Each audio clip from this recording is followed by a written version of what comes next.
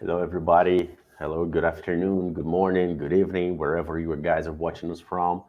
This is our Core Talks number 10. This is our 10th podcast dash LinkedIn Live. And today we have a very, very special guest here. We have Samson Williams with us. Say hello to everyone, Sam. Hey, what's up? Good morning, good afternoon, and greetings, beautiful people. That's great. That's great to have you here. I'm Rafael. I'm the communications coordinator for Car Connects, and I'm very thrilled to be here today with Samson Williams. Can I call you Sam, by the way? We didn't discuss it backstage. Generally, you can call me Sam if I've already sent you an invoice. Otherwise, I go by Samson. Okay, all right, that's good. That's great. So that's it. So Sam, I would love to have an introduction about you, to tell people who you are, about your background, what do you do, and about this amazing work that you guys do at the Crowdfunding Professional Association, please. Cool. So my name is Samson Williams. Um, I like to say I'm the accidental president of the Crowdfunding Professional Association. The Crowdfunding Professional Association has been around since 2012, at the very inception of regulated crowdfunding. And so most people just got hip to the concept of crowdfunding. And I'm going to pause right there so we can define crowdfunding. Even though you've been in crowdfunding space for a while, there are a lot of people who are new to the area. So if you use the internet to ask strangers for money, that's crowdfunding. If you're selling a pin, you're not asking strangers for money. You're just selling something. You're still using the internet to sell something. This pin, that's not crowdfunding because you're selling a good product or service. However, if you're using the internet to ask strangers for a donation, to participate in a rewards-based crowdfunding, or to make an investment, that's crowdfunding. Why that's super important to know is that since the ICO craze, initial coin offering craze of 2017, 2018, a lot of people took a lot of liberties with crowdfunding by saying, hey, we're not crowdfunding. We don't need to follow the Jobs Act, the Jumpstart Act. Samson, just a second. Just I'm going to restart the session because there Okay. seems to be a problem for LinkedIn Live button.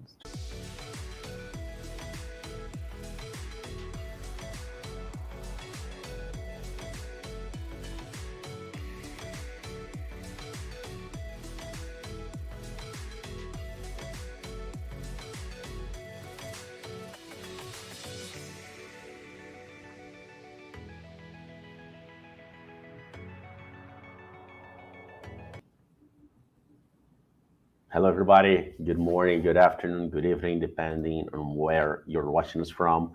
My name is Rafael, and I'm the communication coordinator. Sorry, the communication coordinator for Car Connects.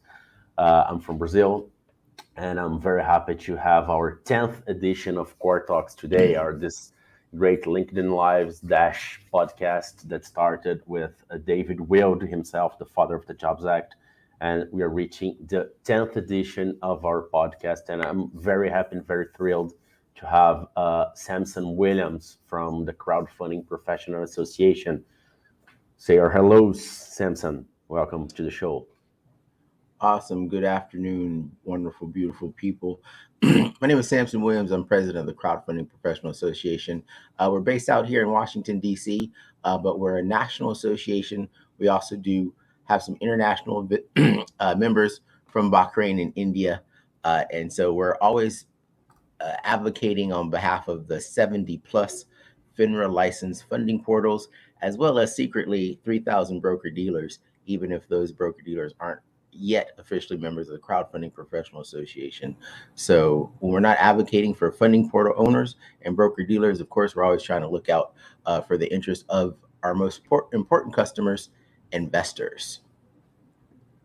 That's very nice. That's very nice to hear. That's very good. I hope you guys grab your coffee or a glass of water because this is going to be a very, very interesting conversation. So, Sam, before we go further, tell us a little bit more about you, where you're speaking from, what do you do professionally? Tell us a Mhm. little bit more about your background and how you got to where you are today, how you got involved with crowdfunding and with private equity.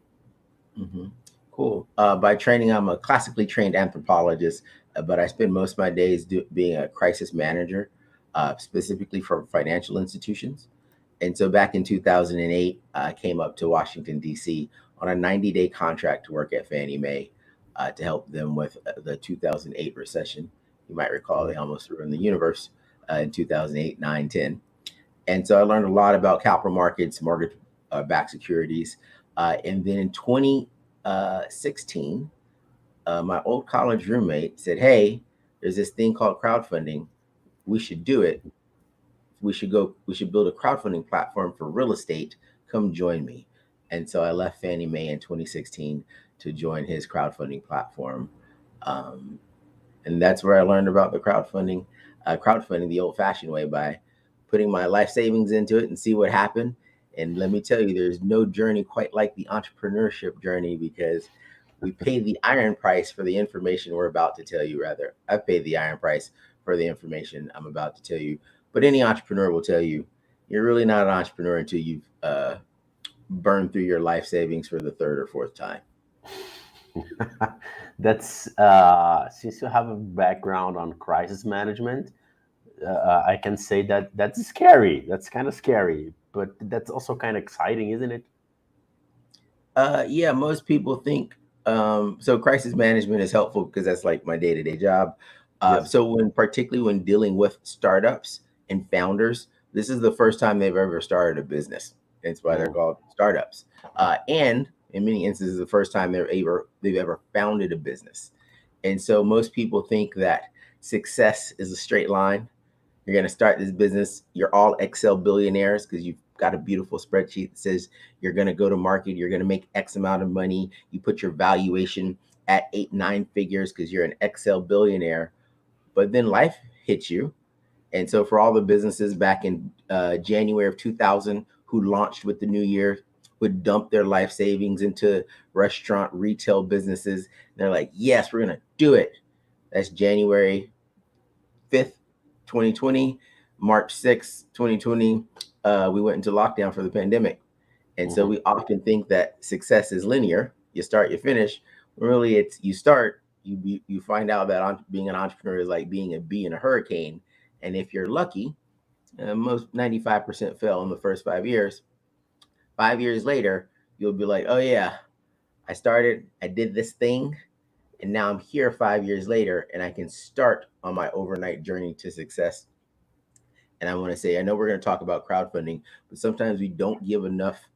Uh, we don't talk about enough about entrepreneurship and how difficult running a small business is. Because I might refer to it as a small business, but to you, your wife, your paycheck, your kids, it's not a small business. It is the biggest business on the universe, because that's how you Mhm. keep a roof over your head and your kids fed. So we do have to talk a little bit about the emotional journey of being a founder, of being an entrepreneur, Nice. and what role crowdfunding plays in that. Yeah, that's actually a nice way to see it, because when you see a small business, I mean, it can be a small coffee shop or it can be a small software company. It's providing food and the roof you live in, right, for a family. So it's not just about a small business, about your life savings. It's about life itself, right? You have kids to 100%. support. You have taxes to pay, a lot of taxes to pay. You have sometimes you have 1, 2 employees to pay, or the entrepreneur sometimes has to do itself to develop, to build, to sell, to market, right? 100%. So after I lost my first $500,000 trying to launch a real estate crowdfunding platform, my big takeaway from that is that I only wish entrepreneurship is so difficult. I only wish it on my enemies. B, even if we're not enemies and you're trying to be a founder or launch a startup, I'm cheering for you. But C, at least in my case, I find it a lot easier to be an investor, write a check, sit back, and let the founder deal with the stress of becoming successful. And why I'm still so heavily, one, I'm invested into a couple of crowdfunding platforms, but I also want to share that, again, your overnight journey is going to take you about 10 years. And it's not linear. It looks like this Hmm. before you can be successful. And why crowdfunding is so important is many times people think, oh, I'm going to go I have this really good idea. I'm going to get funding immediately. Where do you think that's coming from? We should define crowdfunding. So, crowdfunding, if you're unfamiliar with the concept, use the internet to ask strangers for money. That's crowdfunding. If you're selling a pen, it's not crowdfunding because you're selling a product. Hmm. But if you're looking for investments or if you're asking for donations, using the internet to talk to strangers to ask for money, you could be getting donations. Kickstarter, Kickstarter or GoFundMe, those are donation. Particularly GoFundMe, a great donation platform. Kickstarter is excellent for rewards-based crowdfunding. When I say crowdfunding, I'm specifically calling out investment crowdfunding, whether you're doing debt or whether you're doing equity, because this is what most small businesses are focused on. They're focused on investment crowdfunding. And even though you might start off on a Kickstarter type platform doing a rewards based crowdfunding, at some point, to get the equity investment, to get that capital growth you really need, you're going to go to investment crowdfunding. And that's where we're talking about equity crowdfunding, debt crowdfunding, sometimes royalties. Those are all lumped in with investment crowdfunding. Yeah, that's nice, and that's a journey, right? That's quite a journey. It's very interesting, and one thing that I would love to talk about before we go a little bit deeper in the crowdfunding association and how it can help entrepreneurs. I can't help to. I have to remark that it's amazing that you are a black man, right? Talking about private equity, and we know that it's a market that is made by white men, right? Mostly of them are white men. And how do you feel about being a black man talking about crowdfunding and about private equity and about and being the president of a crowdfunding association? How does it feel to you? Because you're kind of a role model, right? An inspirational. You have an inspirational role as well, right? I'm a horrible role model. Number one, I eat way too many gummy bears, have poor dieting habits. But I understand and appreciate how important it is to see someone who sort of looks like you in a role because it gives you that aspirational moment that, oh, I could be that too. Hmm. And so, what I like to talk to whenever I talk to Black folks, people of color, a lot of Latin folks from Latin America, Hispanohablantes, is that customers have more money than VCs. So I'm going to repeat this because it's super important to understand. Hmm. Customers have more money than sharks.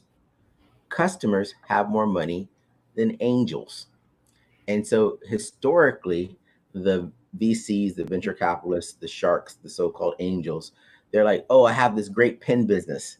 I've invented a better mouse. You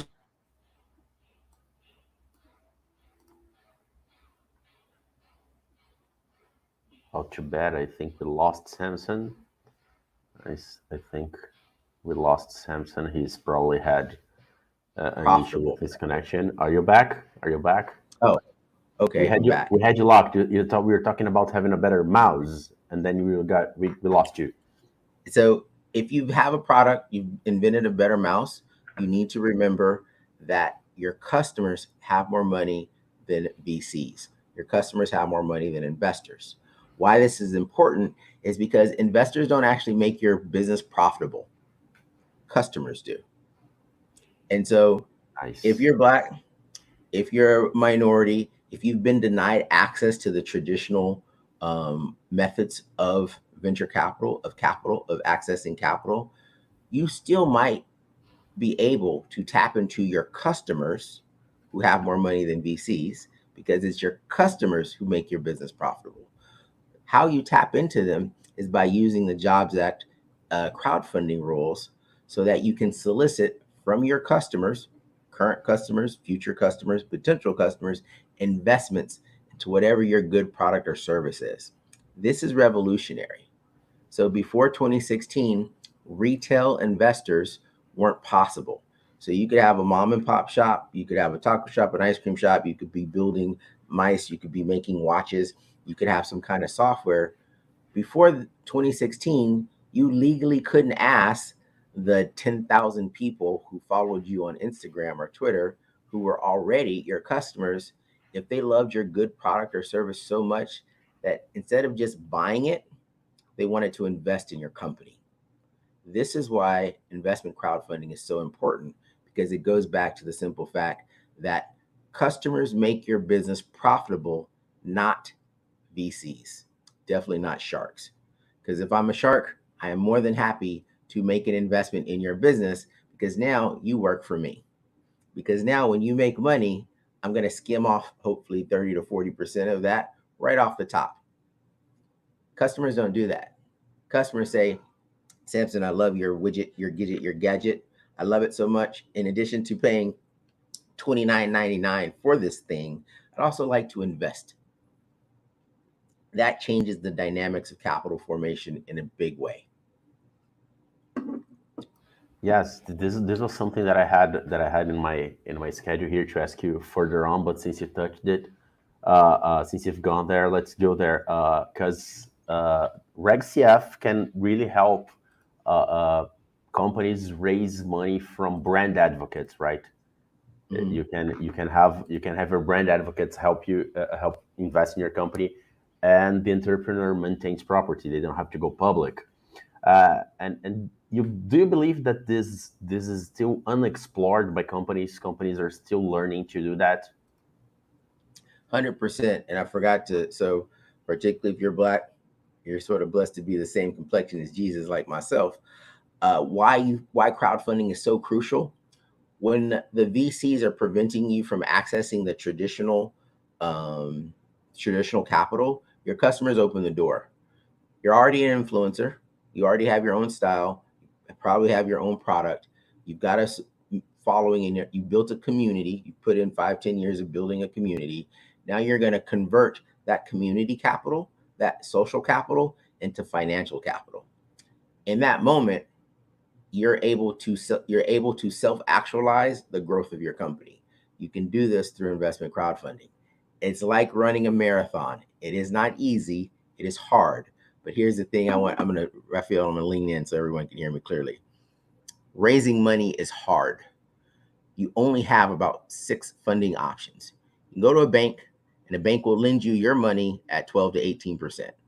If you have $1 million in the bank, they will lend you your money at 12 to 18%. If you do not have that money in the bank, they're not going to lend you money. So if you can't get it from the bank, you'll think, oh, VCs. You probably don't want to accept money from VCs, aka sharks, because there is a reason they call them sharks.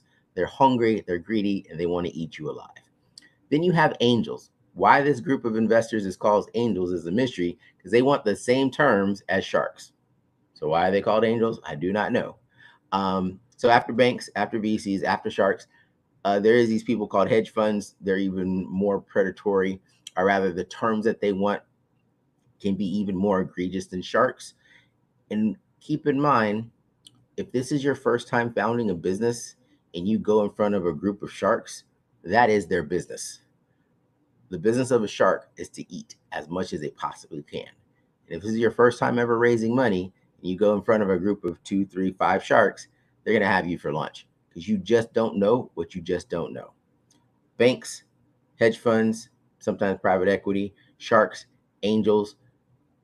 You can do invoice factoring, but definitely want to consider that carefully before you go down the route of invoice factoring. Then that last group is the crowd. That last group is your actual customers. And this is, again, that game changing moment for retail investors, because now founders can talk to their customers and say, if you love my good product or service, after you spend $29.99 buying this and you love this widget, why don't you consider investing $290 in my business for an equity stake? And this is why it's super important for Black people, for women of color, because when the traditional outlets tell you no, you say, okay, cool. I'm going to go engage my crowd. I'm going to go engage my community. I'm going to go engage my customers. And what that does, it gives you an opportunity to convert your customers into investors. And I stole this term from Woody Nice. I didn't invent it. Those folks are called investomers. And an investor is a customer who's now an investor. That changes the game in a really profound way. But I want to be clear that whether you're raising money from banks, VCs, angels, hedge funds, our retail customers, investors, all of these entities, they need this to know the same exact data. What's your business? How do you make money? What are you offering? What terms are you raising on? How am I going to make my money back? Doesn't matter if it's a bank, a shark, or a retail investor. They all need to know the same exact data points. And so when I say that raising money is hard, we want to be clear, it's hard because you still have to be investable. You still have to be worthy of investing. Because whether you're trying to get it from a bank, a shark, a hedge fund, or an investor, they all make their investment decision based on the same data point. You'll often hear where people say, just go find an angel investor, do a Reg D deal. You only need one investor. That is true. Do you know that accredited, sophisticated investor? Probably not. In which case, you're going to spend all this time, energy, and money, typically 18 months, before you realize you were looking for accredited investors. Those are folks who make more than $200,000 a year to invest in your business.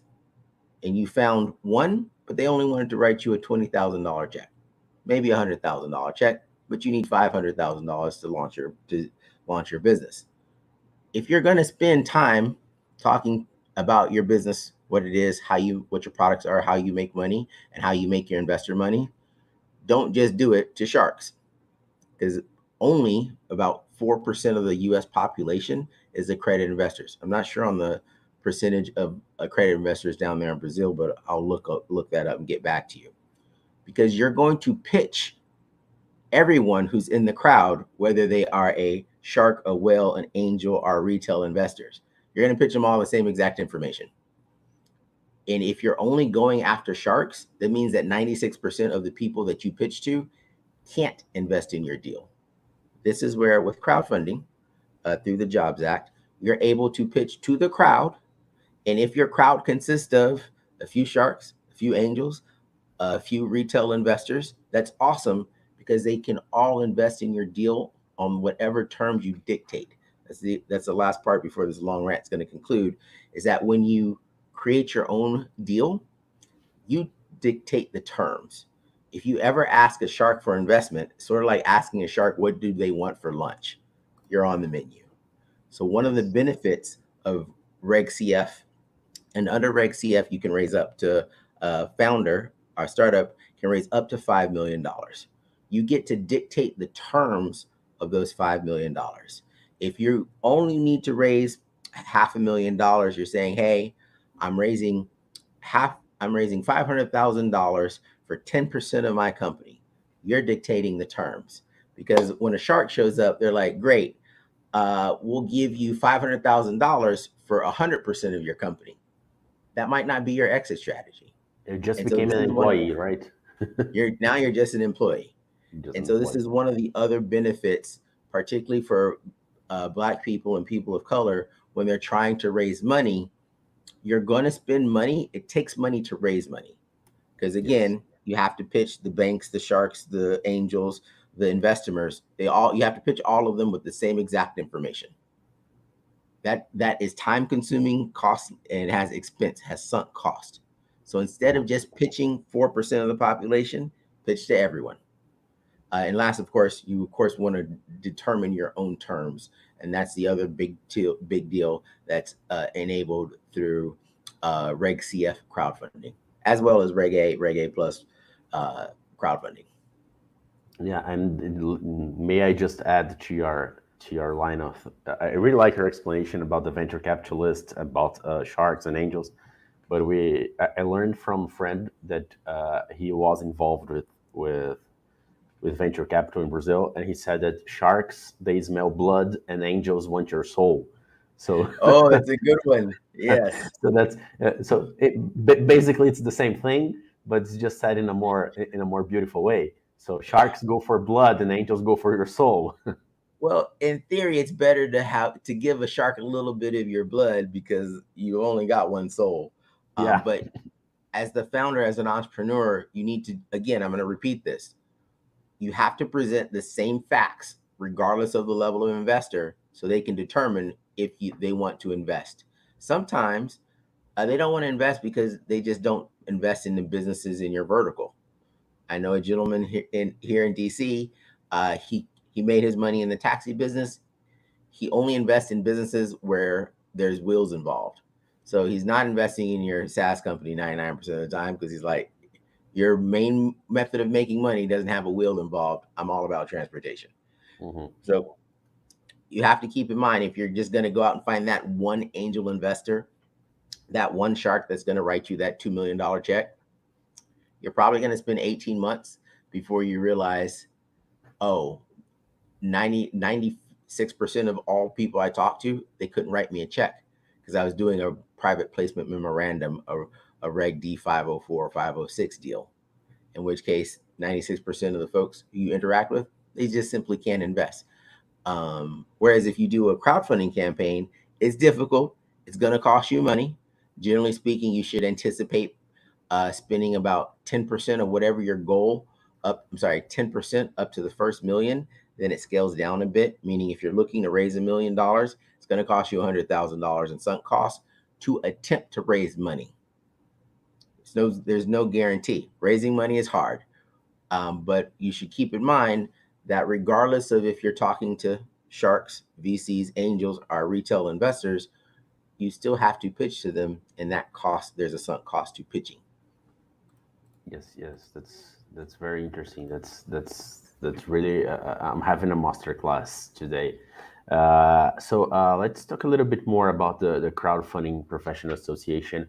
What are the you guys have mostly an educational approach, right? You help educate entrepreneurs, and what are the most common educational actions that the CFPA offers to help the disassociated companies?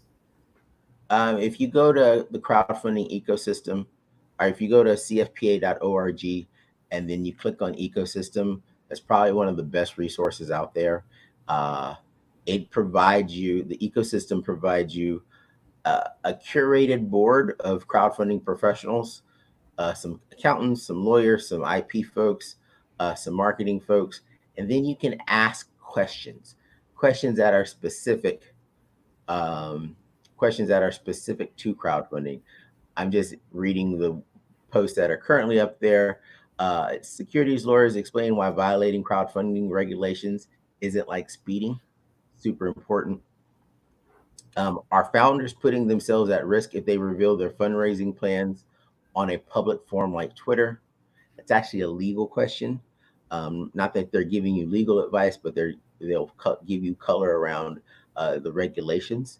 And so if you go to crowdfundingecosystem.com, you can read all the questions that founders have asked about crowdfunding and get back expert opinions and expert informations from members of the CFPA, the board.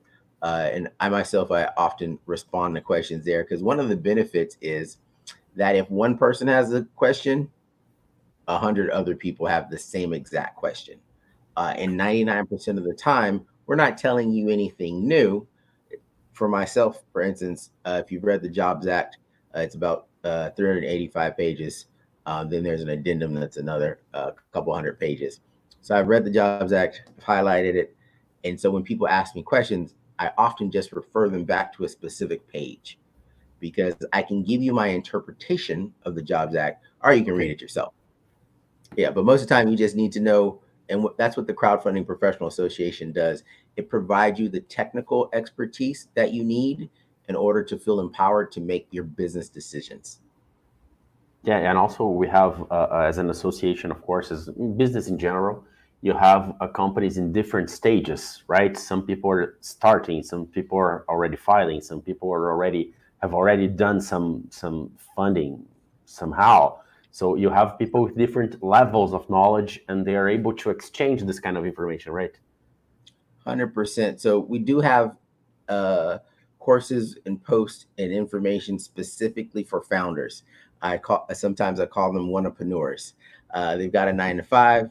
They want to be entrepreneurs. They're not quite ready to leave their job, and they've never launched a business before. The information we give them is basic. This is what it means to start a business. You're incorporated. You file for your county or state tax license. you're a bona fide business, because people can't invest in an idea.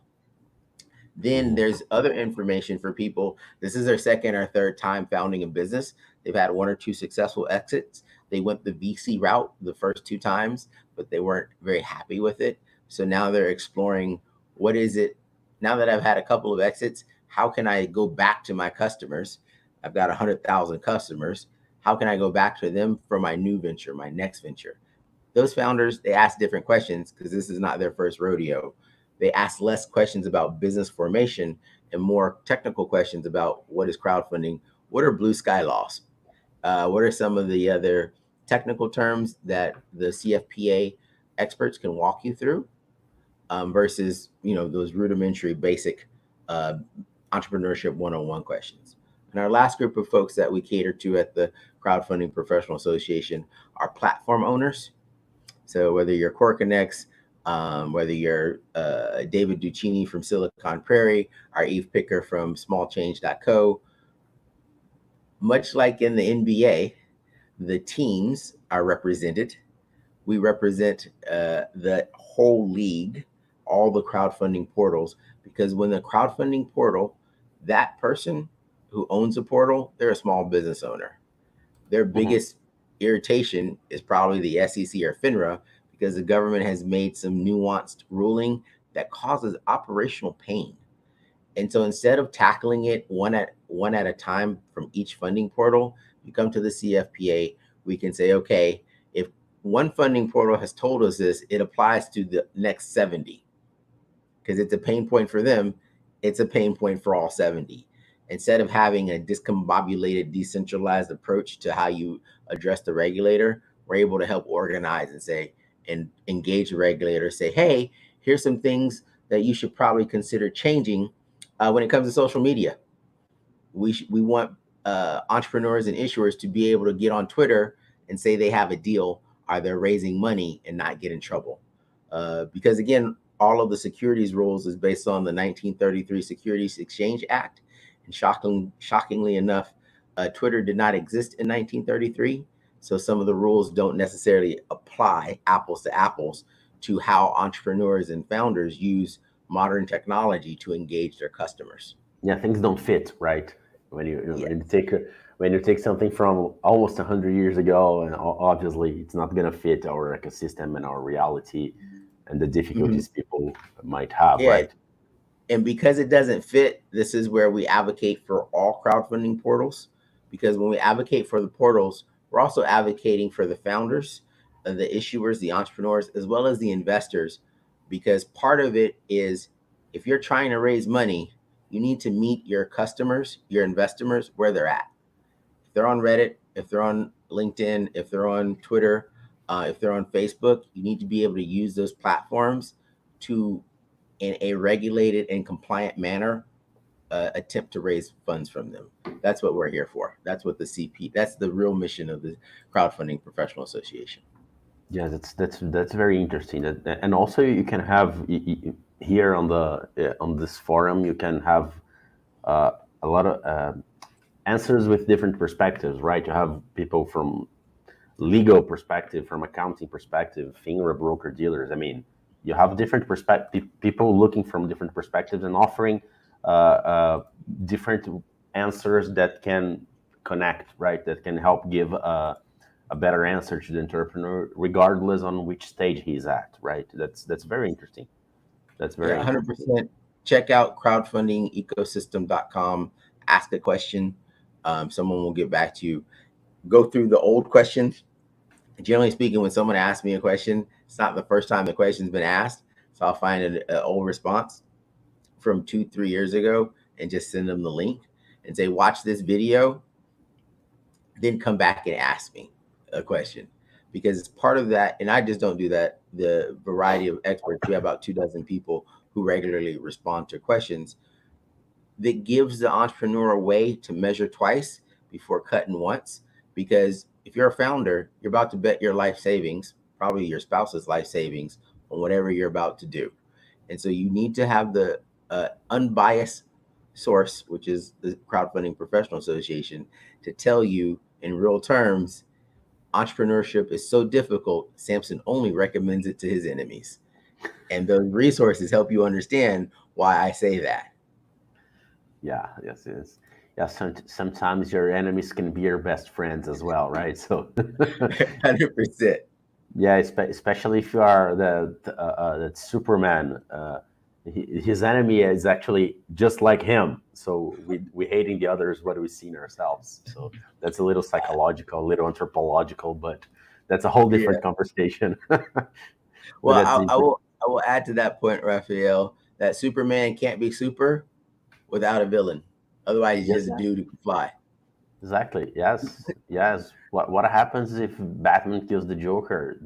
There are no more movies. There are no more stories, right?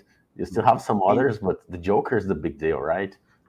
and you bring up a very interesting point. Remember, as a founder, do not associate yourself with yes men, and yes women. Because if you surround yourself with people who aren't going to tell you who aren't going to be honest and transparent, what you'll find is that you're setting yourself up for failure.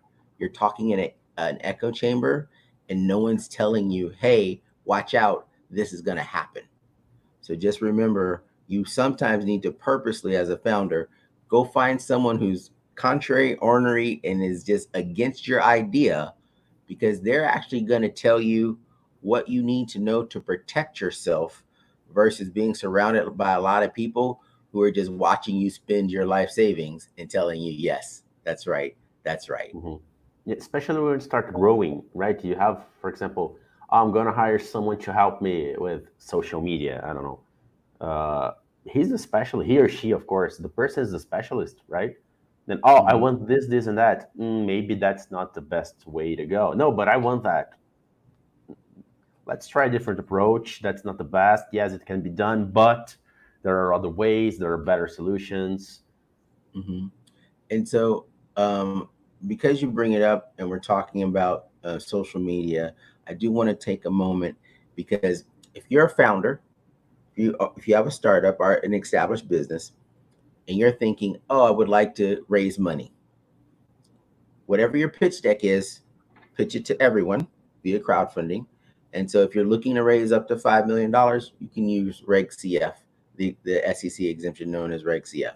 If you need to raise a little bit more, you can using Reg A Plus. You can raise up to $75 million.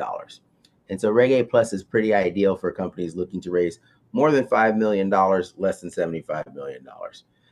There is an expense involved. It's probably going to cost you around $150,000 to put your deal together to go out and raise over $5 million.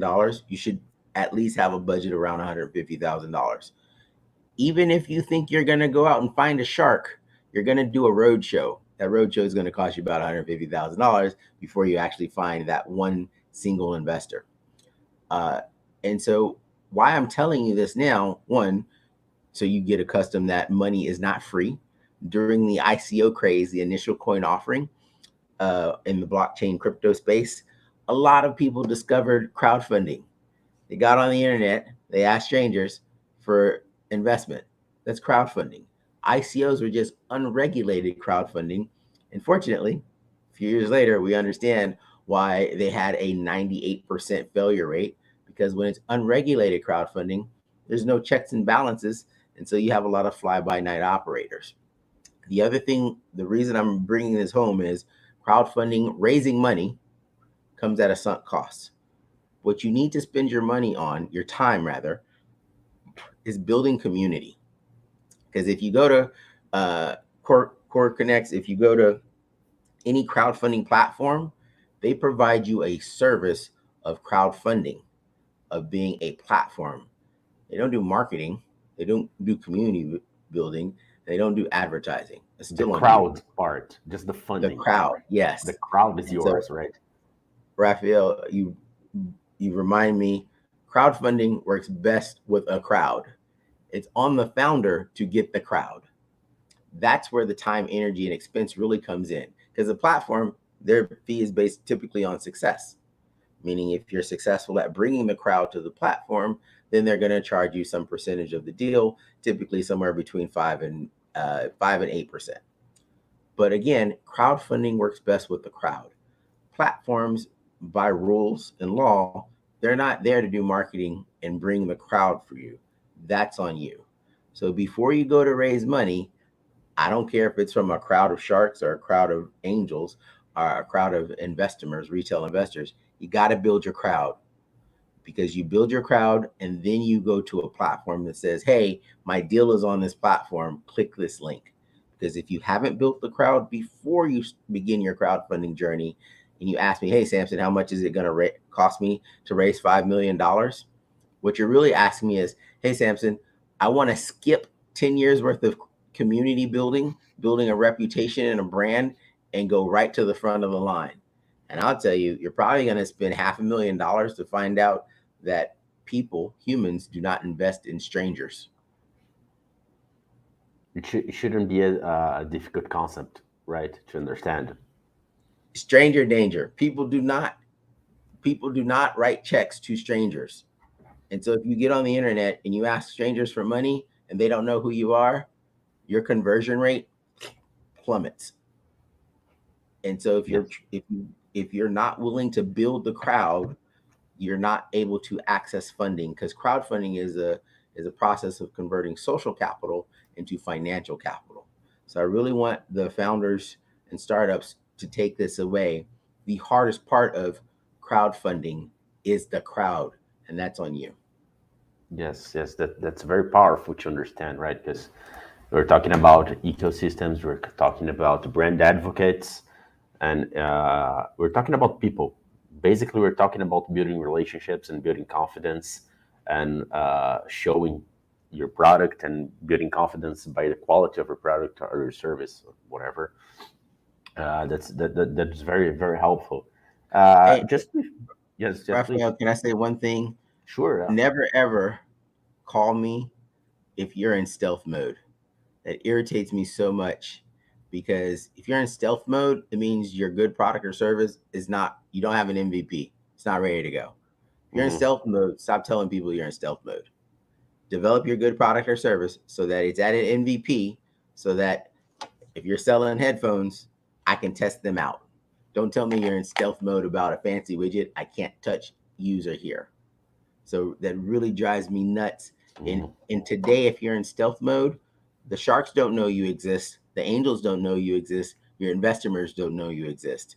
So if you're in stealth mode, please be so good at being in stealth mode you don't tell anyone. Yeah, yeah, because if you start telling that you're in stealth mode, you are just prototyping or showing off. You're not Yeah. owning a company or a business or anything, right? You're just showing off. Yeah, that's just before we are about to wrap it up here.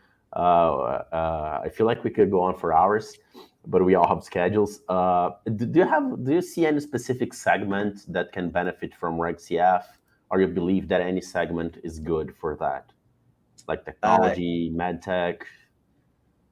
uh, the biggest real estate is crushing it, and Reg Yes. CF, it's continually on a upward bound. Um, if you have a traditional brick and mortar retail establishment, like a restaurant, a taco shop, ice cream parlor, and you've been in the community 5, 10 years, you already know the people who want to invest in your business. They follow you on Instagram, they follow you on Facebook.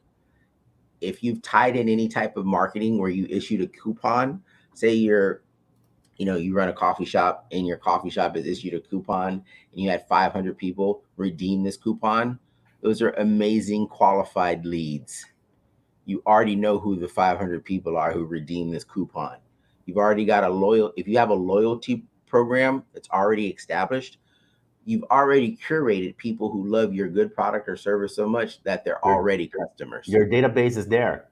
Your database is there. If you've got the database of customers, you've never asked them would they like to be an investor.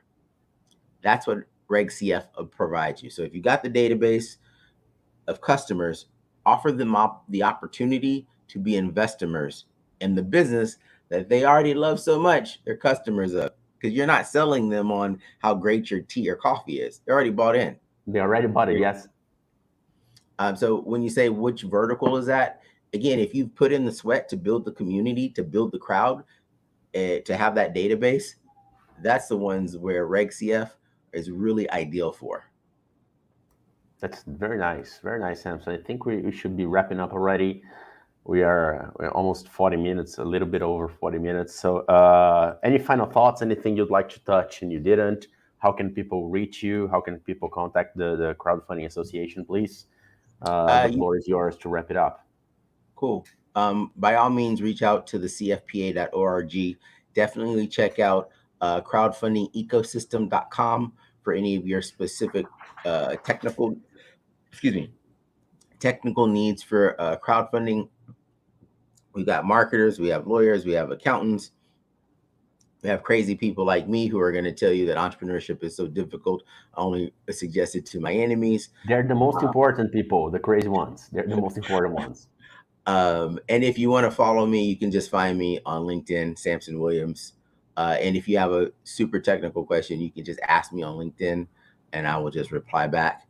And please, if you're hesitant to raise money because you don't want to ask your friends and family for that first round, you're not ready to raise money. Because if you're ashamed or if you're hesitant of being dedicated to your business idea because you don't want to involve your friends and family, that means you're actually not dedicated to that idea, which means it's probably still an idea versus something you've completely flushed out. Because part of raising money, it does require for you, the founder, to risk your social capital and your reputation in pursuing your dreams. But they're your dreams, they're not your investors. And so if you want to pursue your dreams, you've got to risk it all, life savings, 401k, plus your reputation. I'm going to end on that point. That's great, Samson. Thank you very much for your participation. It was wonderful having you over for our 10th edition of Core Talks. And I would like to invite everyone to follow Core Connects and Crowdfunding Professional Association on LinkedIn. You can find the Core Talks on Spotify, on iTunes, on Amazon Music. You can find our podcast in your favorite podcast player. And we'll be here in the next week or so. Please don't forget to stay connected to our LinkedIn page. Thank you once again, Samson, and I'll see you soon. Bye-bye.